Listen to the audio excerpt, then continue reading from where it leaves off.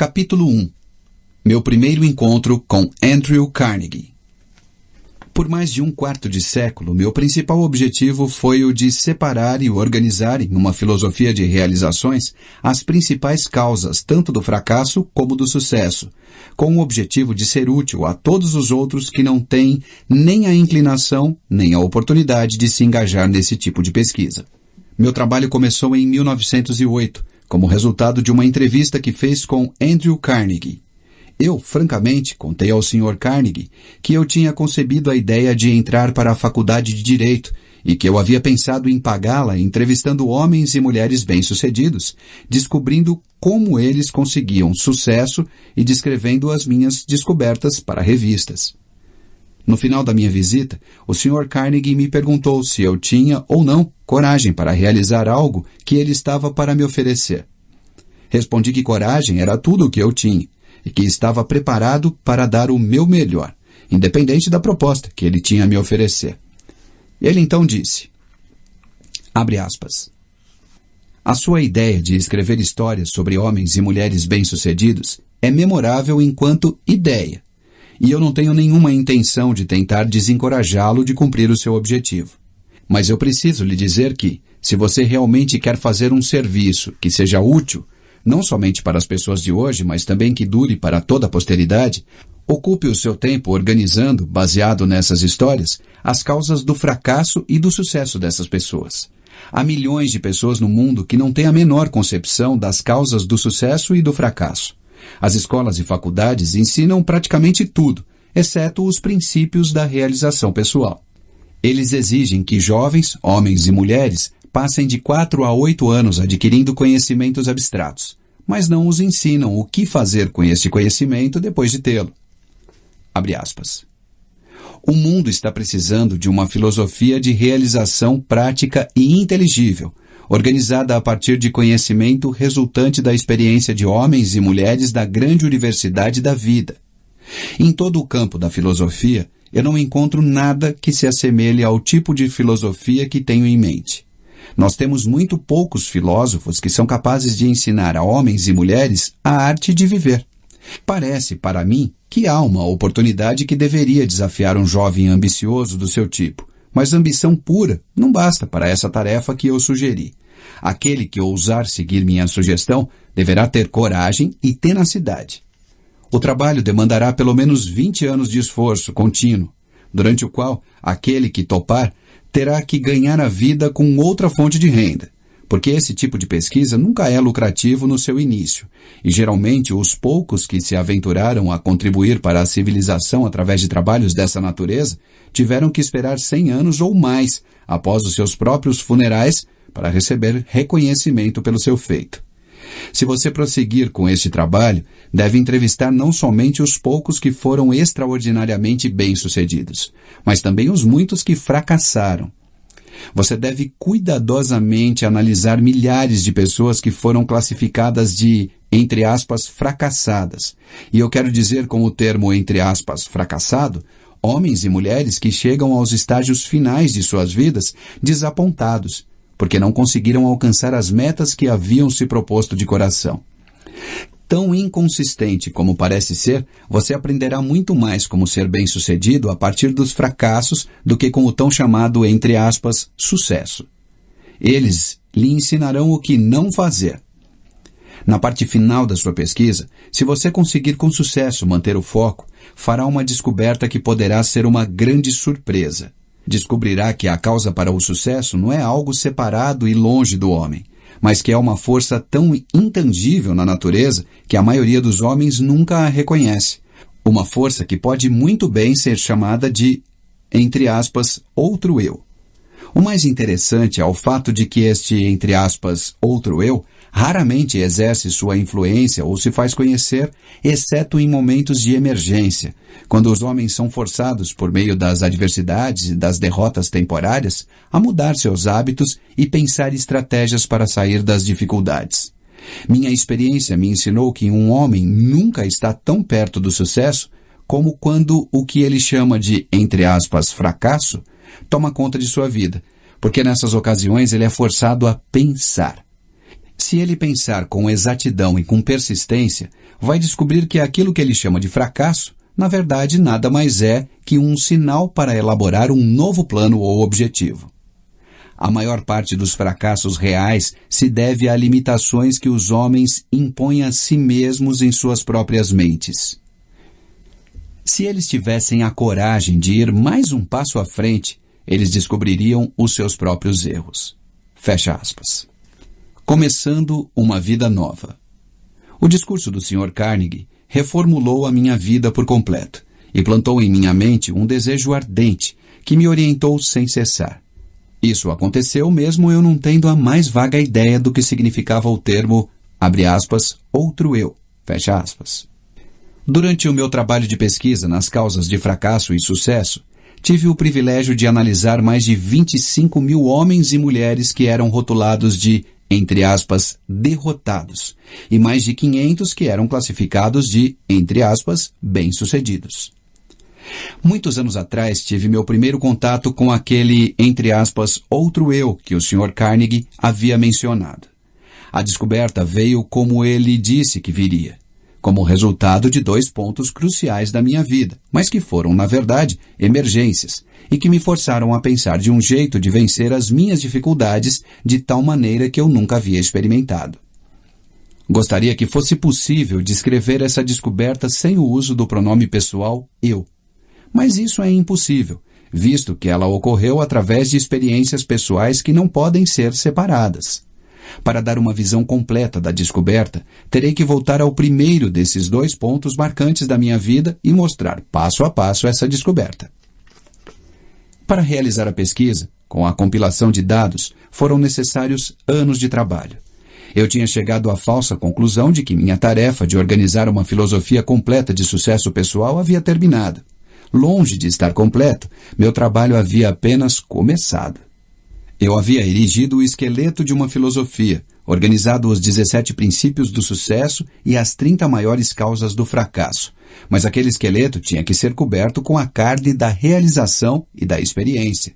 Além disso, tinha que ser dada ao trabalho uma alma que inspirasse homens e mulheres a não somente transporem obstáculos, mas também a não deixarem se abater por eles.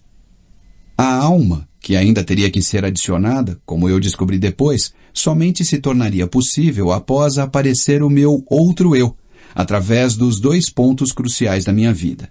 Resolvendo focar a minha atenção e quaisquer talentos que eu porventura tivesse em retornos monetários através de canais de negócios, decidi dedicar-me à profissão de publicitário. Tornei-me, então, o gerente de publicidade do curso de extensão La Salle, da Universidade de Chicago. Tudo ocorreu maravilhosamente bem. Tudo ocorreu maravilhosamente bem durante 1 ano. Entretanto, no final desse ano, fui tomado por um violento desgosto pelo meu trabalho e então me demiti. Posteriormente, ingressei no ramo de cadeiras de lojas, juntamente com o ex-presidente da Universidade de Extensão La Salle. Logo me tornei presidente da companhia de doces Betsy Ross. Porém, desacordos com os sócios desse negócio fizeram com que eu saísse do empreendimento. A atração pela propaganda ainda estava no meu sangue e tentei novamente dar a expressão a ela. Organizei uma escola de propaganda e vendas, como uma parte da escola de negócios Bryant e Stratton. O empreendimento navegava em águas tranquilas e muito dinheiro entrava rapidamente. Foi então que os Estados Unidos tomaram parte da Primeira Guerra Mundial.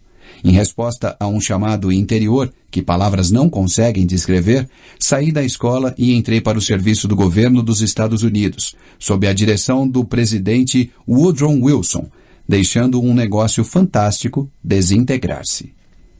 No dia do armístico, em 1918, comecei a atuar na publicação da revista Golden Rule, abre parênteses, regra de ouro na tradução livre, fecha parênteses. Apesar do fato de eu não ter nenhum centavo de capital, a revista cresceu rapidamente e em pouco tempo ganhou circulação nacional, chegando a quase 500 mil de exemplares, finalizando seu primeiro ano de negócios com um lucro de $3,156 mil. Alguns anos depois, aprendi com um experiente Alguns anos depois, aprendi com um experiente executivo de uma empresa de publicações que nenhum homem capaz naquele ramo pensaria em começar uma revista tal como esta com menos do que $500 mil de capital. A revista Golden Rule e eu estávamos destinados a nos separar. Quanto mais sucesso alcançávamos, mais descontente eu me tornava. Até que finalmente, devido a um acúmulo de perturbações causadas por sócios no negócio, dei a revista como um presente a eles e deixei o negócio. Com essa atitude, provavelmente joguei fora uma pequena fortuna. Logo após, organizei uma escola de treinamento para vendedores. Minha primeira missão era treinar um exército de vendas de 3.000 pessoas para uma rede de lojas. Receberia $10 para cada vendedor que frequentasse a minha aula. Dentro de 6 meses, esse trabalho havia me rendido um pouco mais de $30 mil. O sucesso, em termos financeiros, estava coroando meus esforços com abundância. Novamente, meu espírito estava descontente. Eu não estava feliz. Tornava-se a cada dia mais óbvio que nenhuma quantidade de dinheiro em algum momento me faria feliz. Sem a menor desculpa razoável por minhas ações, saí do negócio e desisti de um empreendimento no qual teria facilmente recebido um salário satisfatório. Meus amigos e sócios no negócio pensaram que eu estava louco, e eles não estavam tão errados nos seus pensamentos. No fundo, eu estava inclinado a concordar com eles. Mas parecia que não havia nada que eu pudesse fazer para mudar de ideia. Procurava pela felicidade, e ainda não a tinha encontrado. Pelo menos, essa é a única explicação que eu poderia oferecer para justificar as minhas atitudes um tanto quanto inusitadas. Qual o homem que realmente conhece a si mesmo? Isso aconteceu no final do outono de 1923.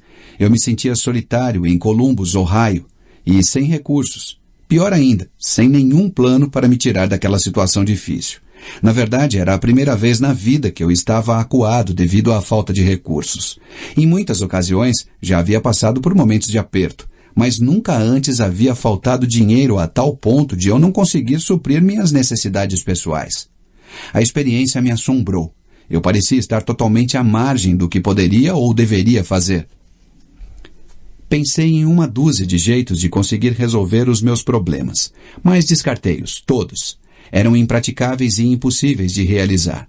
Me senti como alguém que estava perdido em uma selva sem uma bússola sequer. Toda tentativa que eu fazia para me tirar da dificuldade acabava me trazendo de volta para o ponto de partida. Por quase 2 meses, sofri com a pior das doenças humanas, a indecisão. Comecei os 17 princípios da realização pessoal, mas não sabia como aplicá-los. Sem saber, estava encarando uma daquelas emergências da vida que o Sr. Carnegie havia me falado. Situações essas em que os homens muitas vezes descobrem os seus outros eus. Meu estresse era tão grande que em nenhum momento me ocorreu sentar, analisar a sua causa e procurar a sua cura. Derrota é convertida em vitória. Uma tarde tomei uma decisão que me ajudou a sair daquela situação. Eu tinha um sentimento de que o que eu realmente desejava era sair para os, abre aspas, espaços abertos do país, fecha aspas, onde poderia respirar ar fresco e, principalmente, pensar.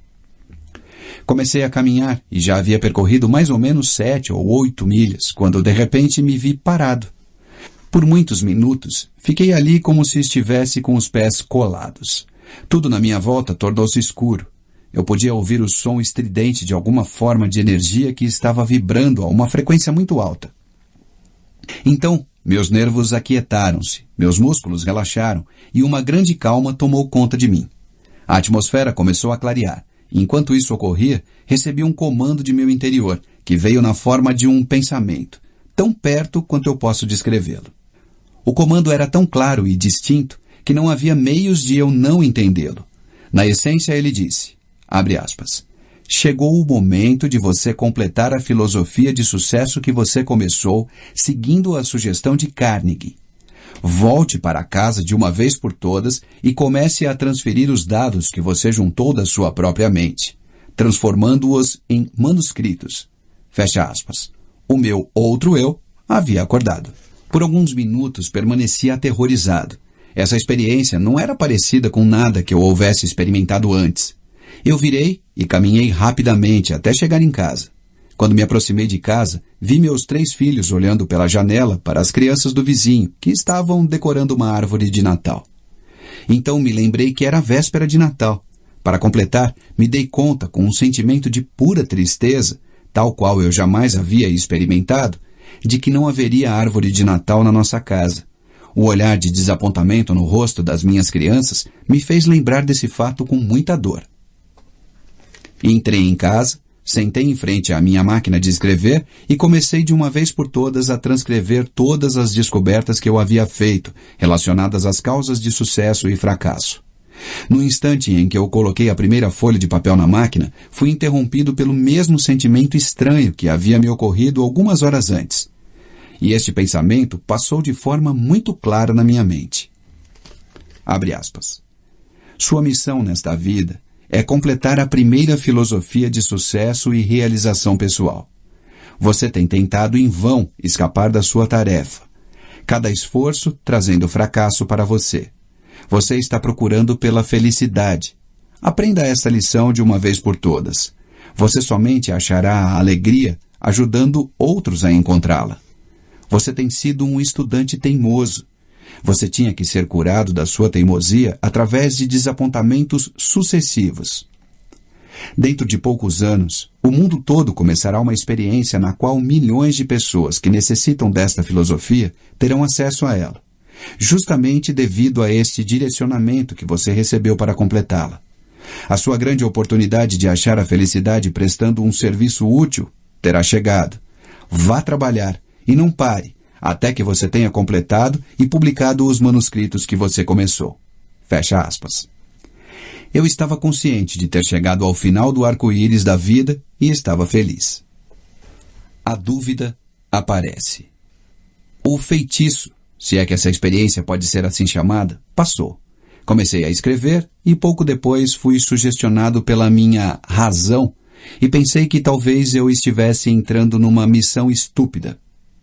A ideia de que um homem que estava em plena depressão e praticamente falido pudesse escrever uma filosofia de sucesso pessoal me parecia tão fantasiosa que ri vigorosamente e acabei dando gargalhadas. Me arrumei na cadeira, passei os dedos pelo meu cabelo e tentei criar um álibi que justificaria à minha própria mente que eu deveria tirar o papel da máquina de escrever antes de começar. Mas a vontade de continuar era muito mais forte do que o desejo de desistir. E acabei me reconciliando com a minha tarefa e segui em frente. Olhando aos eventos passados, agora sob a ótica de tudo o que aconteceu, posso ver que essas pequenas experiências de adversidades pelas quais passei foram entre as mais enriquecedoras e lucrativas de todas as minhas vivências. Elas, na verdade, foram bênçãos, porque me forçaram a continuar um trabalho que finalmente me trouxe uma oportunidade para me fazer mais útil ao mundo do que eu jamais teria sido, caso tivesse sido bem-sucedido em quaisquer dos planos ou objetivos anteriores. Por quase 3 meses trabalhei nesses manuscritos, finalizando-os durante o começo de 1924. Assim que os completei, me senti novamente compelido a voltar ao grande jogo dos negócios americanos. Sucumbido ao meu desejo, comprei a Faculdade de Negócios Metropolitana em Cleveland, Ohio, e comecei a realizar os planos para aumentar a sua capacidade. No final de 1924, tínhamos desenvolvido e expandido, adicionando novos cursos. Havíamos dobrado os números, considerando o melhor momento que a escola já tinha vivido. Novamente, o germe do descontentamento começou a se fazer sentir em meu sangue. Mais uma vez eu sabia que não poderia achar a felicidade nesse tipo de empreendimento. Repassei o negócio aos meus sócios e fui para a plataforma de palestras, falando sobre a filosofia de realização e sucesso pessoal, para a organização pela qual eu havia devotado tantos dos meus anos anteriores. Uma noite estava marcado para eu palestrar em Canton, Ohio. O destino, ou o que quer que algumas vezes pareça moldar o futuro dos homens, não importasse o quanto eu tentasse lutar contra ele, novamente me colocou cara a cara com uma nova e muito dolorosa experiência. No meu auditório em Canton estava sentado Don R. Mallett, responsável pela publicação do Canton Daily News. O Sr. Mallett ficou tão interessado na filosofia de realização e sucesso pessoal da minha palestra naquela noite que me convidou para visitá-lo no dia seguinte. Essa visita resultou em um acordo de parceria, que era para ter acontecido no dia 1º de janeiro seguinte, quando o Sr. Mallet planejava renunciar ao cargo de chefe da publicação do Daily News para se encarregar do negócio e da publicação da filosofia na qual eu estava trabalhando. Contudo, em julho de 1926, o Sr. Mallet foi morto por Pat McDermott, uma figura carimbada do submundo e um policial de Canton, sendo ambos posteriormente sentenciados à prisão perpétua. Ele foi morto porque estava expondo em seu jornal uma ligação entre os bandidos e alguns membros da polícia de Canton. O crime foi um dos mais chocantes que a era da proibição já produziu. O acaso, interrogação, salva minha vida. Na manhã seguinte à morte do Sr. Mallet, fui chamado no telefone por uma pessoa desconhecida, que me alertou de que eu teria 1 hora para sair de Canton e de que eu poderia ir voluntariamente dentro de 1 hora, mas se eu esperasse mais tempo, eu provavelmente iria dentro de um caixão. Minha associação com o Sr. Mallet havia aparentemente sido mal interpretada. Seus assassinos, de certo, acreditavam que eu estava conectado de forma direta à exposição que ele vinha fazendo em seus jornais. Não esperei acabar o meu limite de 1 hora, mas imediatamente entrei no meu carro e dirigi para a casa de parentes nas montanhas a oeste de Virgínia, onde fiquei até que os assassinos tivessem sido colocados na prisão. Essa experiência veio bem dentro da categoria descrita pelo Sr. Carnegie como, entre aspas, uma emergência, que força homens a pensarem. Pela primeira vez na minha vida, conheci a dor do medo constante. A minha experiência de alguns anos anteriores em Columbus havia preenchido a minha mente com a dúvida e indecisão temporária, mas esta preencheu a minha mente com um medo que parecia impossível de remover. Durante o tempo em que eu estava escondido, raramente deixava a casa à noite, e quando saía, mantinha minha mão em uma pistola automática levada no bolso do casaco, mantida destravada para a ação imediata. Se um automóvel estranho parasse em frente à casa onde eu estava escondido, eu ia imediatamente para o porão e, com cuidado, escrutinava os seus ocupantes através das janelas. Depois de alguns meses convivendo com esse tipo de experiência, meus nervos começaram a sentir. A coragem sumiu por completo, assim como a ambição que eu tinha em meu coração durante os longos anos de trabalho em busca das causas do fracasso e do sucesso também partiu.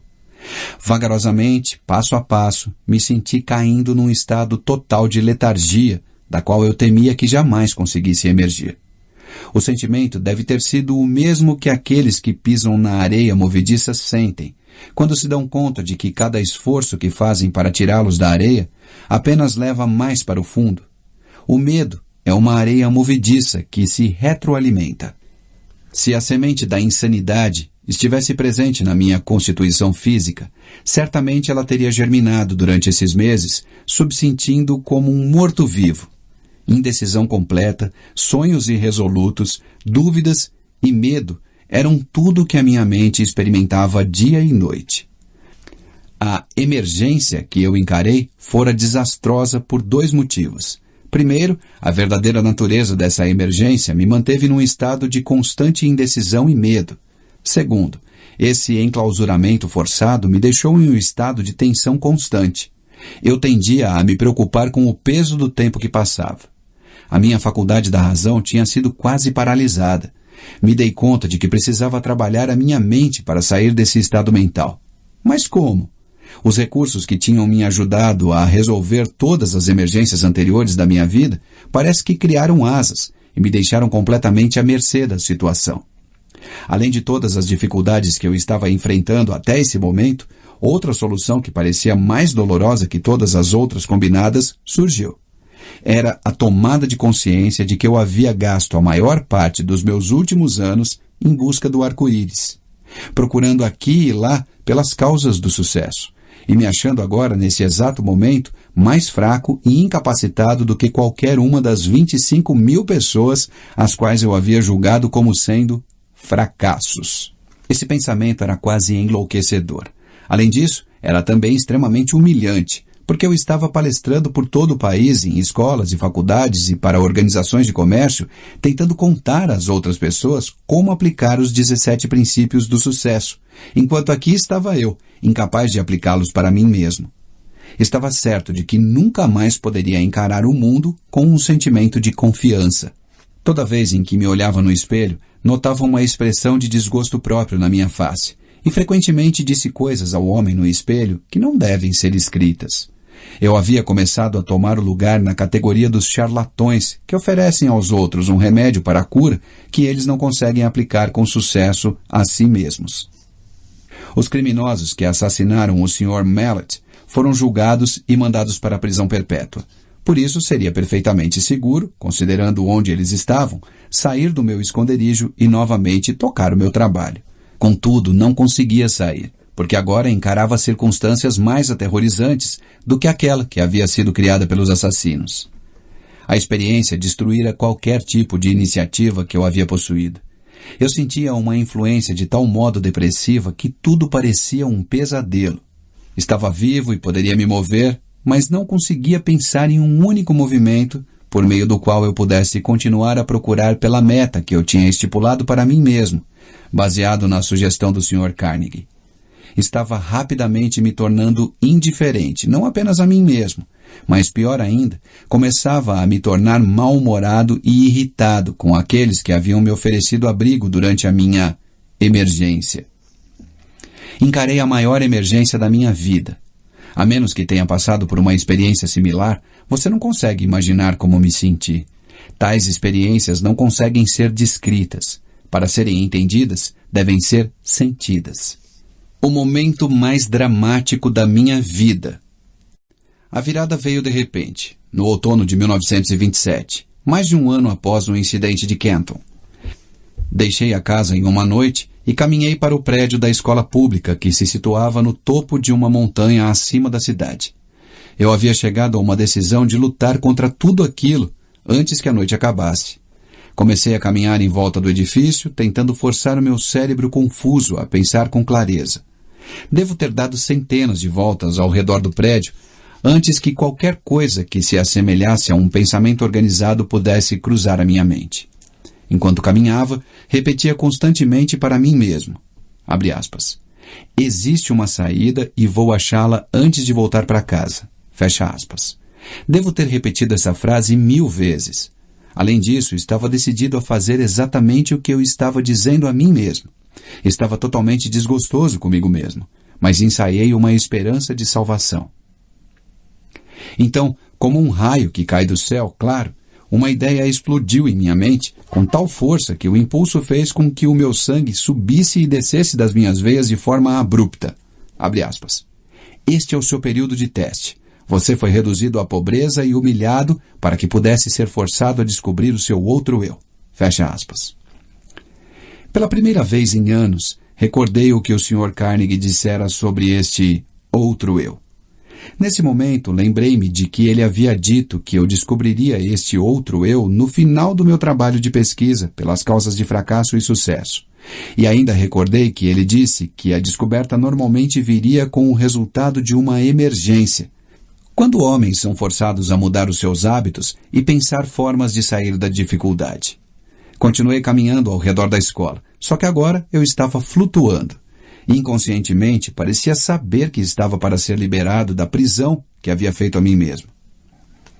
A partir desse momento, me dei conta de que essa grande emergência havia me trazido uma oportunidade, não somente para descobrir o meu outro eu, mas também para testar a eficácia da filosofia de sucesso que eu havia ensinado a outros, como sendo algo palpável e realizável.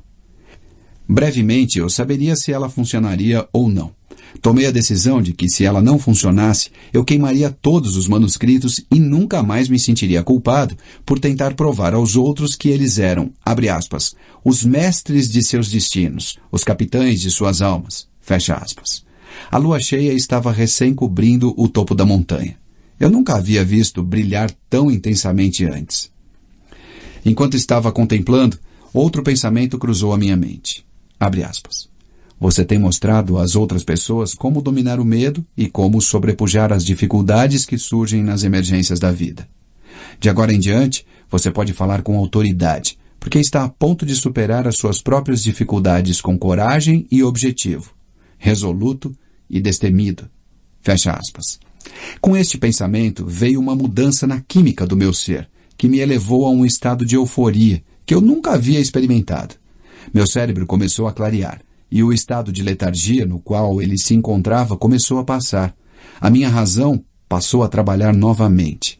Por um breve momento estava feliz pelo privilégio de passar por longos meses de tormento, já que a experiência me ofereceu a oportunidade de testar a eficácia dos princípios de sucesso, os quais eu vinha pesquisando de forma inexorável. Quando este pensamento surgiu, parei, uni os meus pés, saudei, eu não sabia o que ou quem, e fiquei rigidamente em estado de meditação por muitos minutos.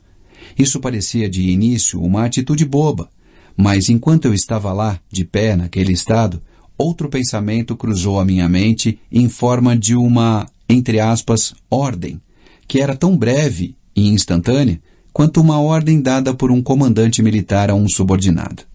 A ordem dizia, abre aspas, amanhã, entre no seu carro e dirija até a Filadélfia.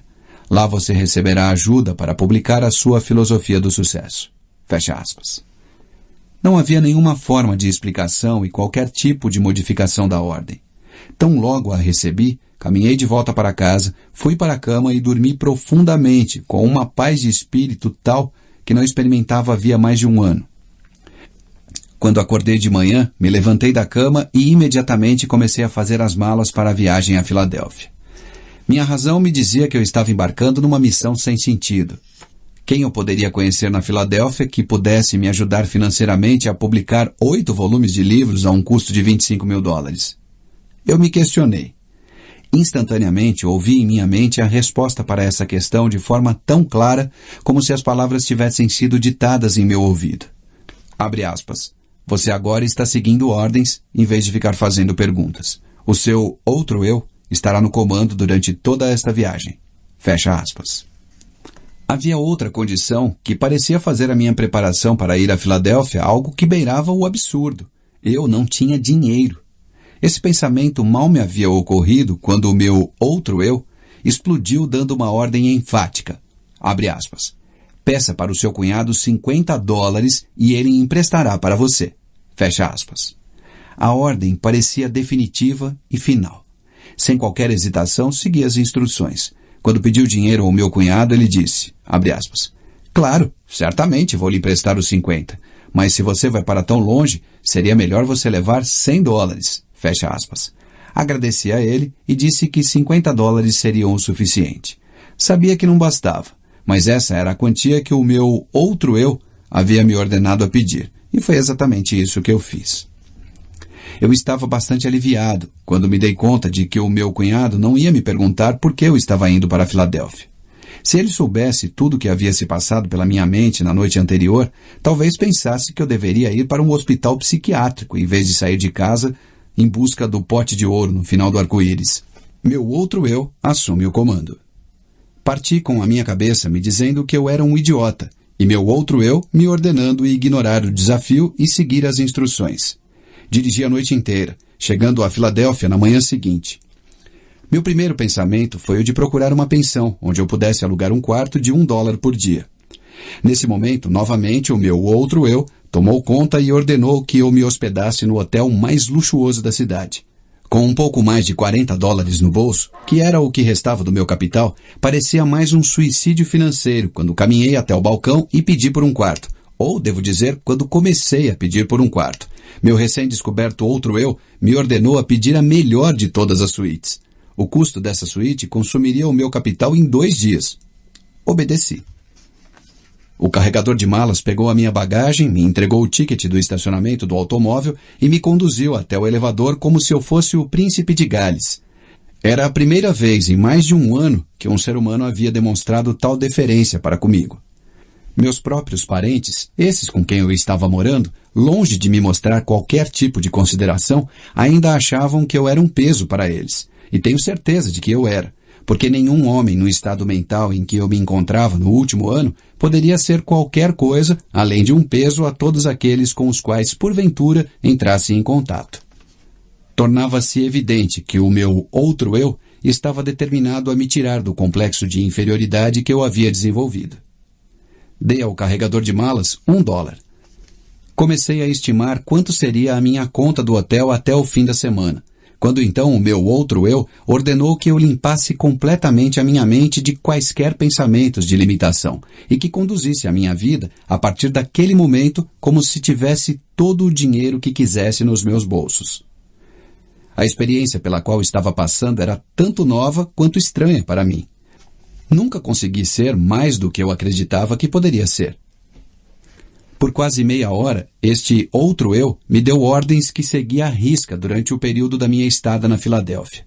As instruções que recebi por meio desses pensamentos se apresentaram à minha mente com tal força que eles eram facilmente distinguíveis de pensamentos normais criados pelo meu eu tradicional. Eu recebo ordens estranhas de uma fonte estranha.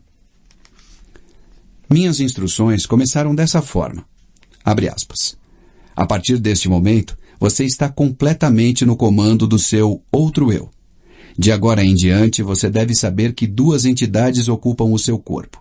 Na verdade, duas entidades similares ocupam o corpo de cada ser vivente do planeta Terra. Fecha aspas. Abre aspas. Uma dessas entidades é motivada e responde pelo impulso do medo. A outra é motivada e responde ao impulso da fé. Por mais de 1 ano, você foi conduzido como um escravo pela entidade do medo. Fecha aspas. Abre aspas. Há 2 noites, a entidade fé assumiu o controle do seu corpo físico, e a partir daquele momento você foi motivado por essa entidade. Por mera conveniência, você pode chamar essa entidade fé de seu outro eu. Ela não escolhe limitações, não possui medos e não reconhece a palavra impossível. Fecha aspas. Abre aspas. Você foi direcionado a selecionar esse ambiente de luxo em um bom hotel como um meio de desencorajar o retorno da entidade medo. Esse antigo eu motivado pelo medo não está morto. Ele simplesmente foi destronado. E ele o seguirá aonde quer que você vá, esperando uma oportunidade favorável para tomar conta de você novamente. Ele somente pode tomar o controle de você por meio dos seus pensamentos. Lembre-se disso e mantenha as portas da sua mente hermeticamente fechadas contra todos os pensamentos que procuram limitá-lo de qualquer maneira, e você assim ficará salvo. Fecha aspas. Abre aspas.